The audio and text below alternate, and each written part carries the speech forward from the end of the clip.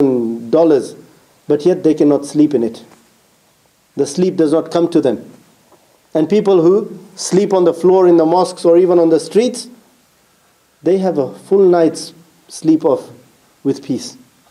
So everything that we want, any troubled part of the world that you go to your Chechnya, or go into Palestine, or go to any country troubled by war and whatever they may be, what do they want? They just want salamti. They just want some peace. They want some security. And when this word salam is used, it includes everything. When you go and meet someone, you say assalamu alaikum. What are you trying to say to them? Is it just like what are you trying to get across? What are you trying to get across? Do we even contemplate what we are saying when we are saying to them assalamu alaikum? What are we saying? Peace. Okay, that's what the translation is. But do you really, when you go and shake your brother's hand, do you say, Aziz, I wish peace upon you? Does it ever come out from the heart? No. Empty words. Empty.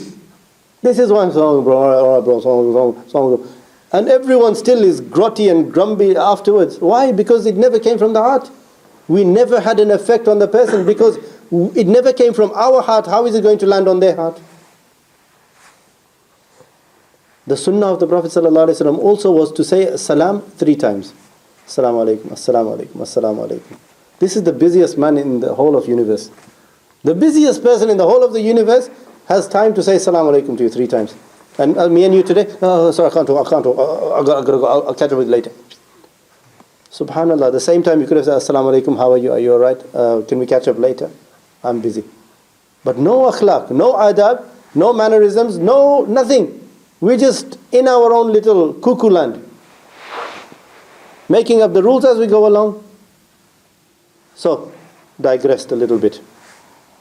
But look at the beauty now, where Allah subhanahu wa ta'ala made the day of Jum'ah a day of Eid, and then He made the day of the birth of the prophets also when He is sending His salutations upon them. The Prophet ﷺ said that on Yawm Jum'ah, on the day of Jum'ah, send durood upon me excessively.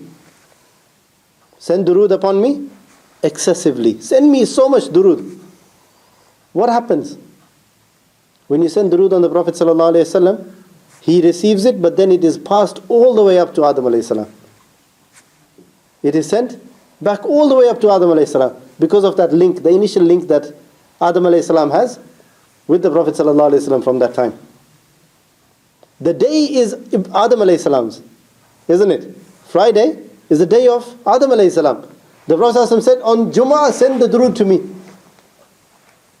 It shows that through the Prophet ﷺ, all the prophets are benefiting as well. All of them are benefiting. And then Allah subhanahu wa ta'ala, what happened on the birth of the Prophet ﷺ? Allah subhanahu wa ta'ala says in the Quran, Inna Allaha وَمَلَائِكَتَهُ يُصَلُّونَ عَلَى النَّبِي. Verily Allah and His angels send durood on the Prophet ﷺ. Ya ayyuhalladhina amanu, O you who believe, send salawat and salam upon the Nabi ﷺ as well. Look at this. How beautiful Allah subhanahu wa ta'ala, for the Prophet ﷺ, the milad or the wiladat is being celebrated at every day, at every moment, at every second in the whole of the universe. They are angels assigned, just sitting there, standing there, in prostration, in ruku, whatever position they may be in, sending durood on the Prophet ﷺ. There are 70,000 angels at any one time that come to visit and give salam to the Prophet ﷺ throughout the day and the night. 70,000 angels coming to give salam and going. And it is said that these 70,000 angels, when they come, some are laughing because they're so happy that they finally got the chance to come, and others are crying. Why? Because they know that they will never get this chance again. They will know that they will never ever get this chance again. Once that they have been and given their salam to the Prophet ﷺ, the angels are only allowed once in their lifetime. That's how many angels there are. They're on Russians. And mashallah, we keep going year in, year out, and we think, oh, mashallah, Ponchi year. We keep doing this. Who are we fooling? Who are we fooling? So this is what is important. Again, Allah subhanahu wa ta'ala constantly in the Quran is exalting and extolling the shan of the Prophet sallallahu alaihi wasallam with regards to when he says in the Quran, La uqsimu bihadha al-balad, that I take an oath, by this place of Makkah. Wa anta hillum bihadha al-balad, and the place that you have that connection with, where you find comfort in. He's talking to the Prophet ﷺ. And the place also is that of your birth. Allah does not take a qasam of his place because his house is there. No. It is because just up the road is the gully in which the Prophet ﷺ is born. وَوَالِدٍ وَمَا وَلَدٍ. And Allah takes an oath by all the fathers of the Prophet ﷺ. From Adam alayhi salam, when the light was put into him, and it was carried in the loins all the way to Ibrahim alayhi salam, through Ismail alayhi salam, all the way down to the Prophet sallallahu alayhi wasallam. He is taking an oath on all his fathers. وَوَالِدٍ وَمَا وَلَدٍ. Okay, and the son. Who is the son?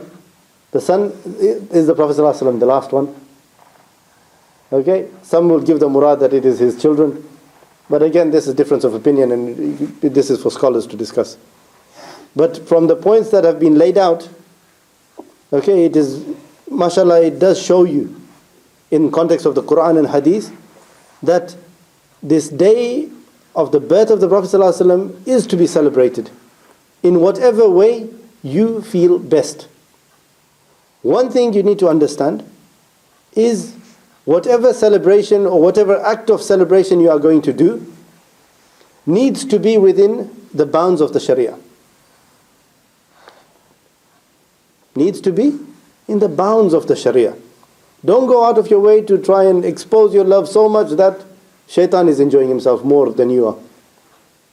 Okay? That there is intermingling of men and women. Oh yeah, brother, sister, brother, can you pass me? None of this. We do not compromise on the Sharia and Sunnah in these forms of ibadat. The purpose of coming together for the milad or a function of milad is what? What is it? Durood and salam. What else? Celebrate what? And what? Why do we want to sit and talk about milad, or why do we want to talk about why? To remember the life of the Prophet, the message. Learn about the life of the Prophet ﷺ. Whenever there is a gathering regarding milad, go with the intention, oh Allah, I am going because I am showing my gratitude to you. I want to be thankful that you have made me from the ummah of the Prophet ﷺ. And oh Allah, allow me that within this gathering I learn something new about the Prophet ﷺ that I can implement in my life. Isn't it? Because if you came and you sat at this talk, and then after this tomorrow you go to another, and then again and again and again, every day for this month you go to a program, and then at the end of this month you are still the same. What has this all done for you? Nothing. Useless. The purpose of going to these functions is to learn, is to bring on an understanding of the Prophet ﷺ. In every country around the world, people celebrate milad in their own way. If you go into a Pakistani, Indian sort of subcontinent milad, we go there, we sit there, there's some Quran recitation, and then there is qasidas, a few speeches about the Prophet ﷺ's life, and then feed food, and they're gone. Go to another part, such as in Sudan and in North Africa, in Syria, in Damascus, in Yemen, all these places, they pick up books of summary of the seerah. The life of the Prophet ﷺ in summary. Mawlid Barzanji, Mawlid Debai, Mawlid Markani, Sammani. There's so many that people have written summaries of. And they read this from beginning to end. They gather together and then they do Fatiha, they read some Quran if they want to, and they read the Mawlid. That this is what the Prophet ﷺ did in the first part of his life. This is how he was born. This is his name. This everything that is to do, which are major events in the life of the Prophet ﷺ. Why? So people know who is our Prophet.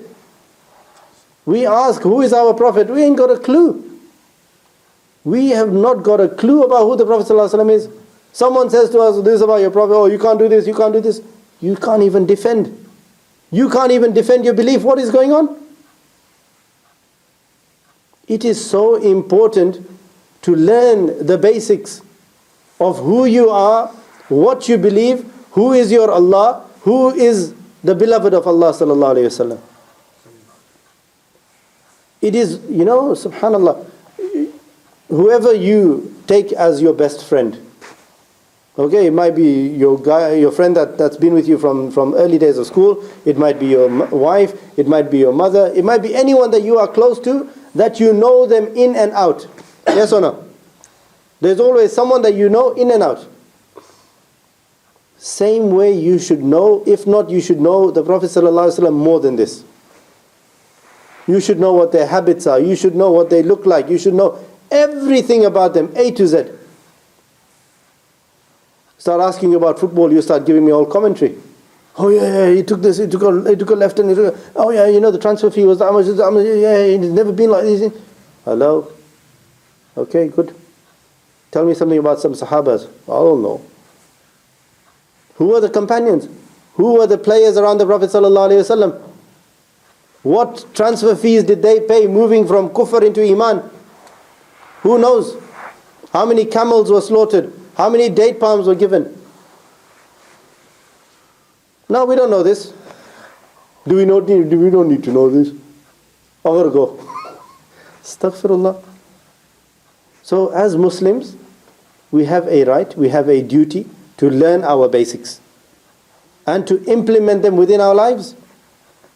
Once we learn something, then we can tell others, can we not? Look at the books of hadith, subhanAllah, sometimes you see, the narrators of hadith, there might just be one or two in the whole book by that name or that sahabi. And he will have just narrated one hadith, two hadith, three hadith, and that's it. But look, what they learnt, they told other people.